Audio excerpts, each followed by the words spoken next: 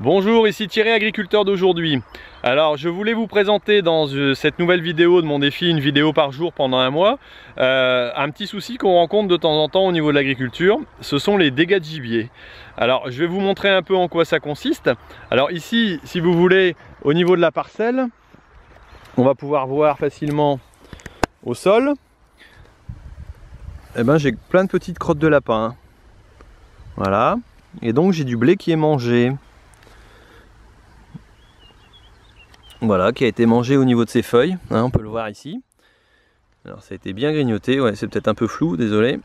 Mais bon, il y a quand même des coins où c'est bien ratiboisé. Et ça c'est un sacré problème pour nous. Alors pour autant, la commune a fait un gros effort en mettant un grillage. Mais on a des petits malins qui s'amusent à couper le grillage. Alors je ne sais pas pour quelle raison, peut-être qu'ils n'aiment pas l'agriculture. Mais bon, c'est quand même assez gênant. Pour pas dire très gênant, et moi ça m'agace beaucoup, et donc voilà. Alors je voulais parler en même temps que ça, dire simplement que j'ai parfois parlé de chasse avec des personnes qui n'étaient pas agriculteurs. Alors moi je suis pas chasseur, hein, c'est pas quelque chose qui me motive, c'est pas ma passion. Je comprends parfaitement qu'on puisse avoir la passion de la chasse, se promener dans la nature aussi, et je pense que le rôle de régulation est très important à mon avis. Donc à ce niveau-là, franchement, j'ai aucun problème vis-à-vis de la chasse. Et au contraire, il faut savoir réguler. Bon, je pense qu'il faut savoir bien calculer les choses parce que c'est quelque chose d'assez complexe à faire. Et de savoir gérer une société de chasse, par exemple. Mais donc je voulais dire que par rapport à ceux qui disent oui, la chasse, ce sont des viandards ou ceci ou cela, je ne suis absolument pas d'accord. Je pense qu'il y a un rôle. Maintenant, comme dans toute société, ben, il y a des gens qui abusent des choses. Il y en a qui viennent là que pour tuer, massacrer. Il y en a qui viennent là essentiellement pour se promener. Et je pense que chacun doit y retrouver son équilibre.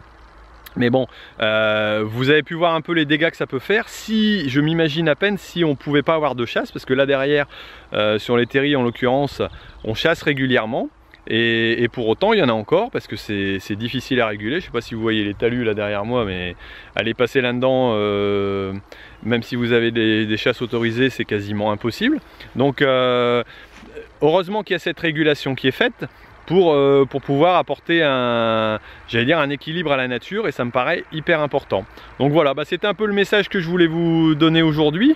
Et puis écoutez, mettez-moi vos commentaires un peu ce que vous en pensez de la chasse, si éventuellement vous êtes chasseur, ou alors si vous êtes contre la chasse, hein, pourquoi pas, vous avez peut-être des arguments que je ne connais pas et qui pourraient être intéressants. Par contre, si vous êtes pour la chasse, expliquez aussi peut-être pourquoi vous le faites et dans quel sens. Ça peut me paraître intéressant de dialoguer un peu là-dessus. Et puis voilà. Donc vous voyez un peu les dégâts qu'il y a pu y avoir ici dans cette parcelle.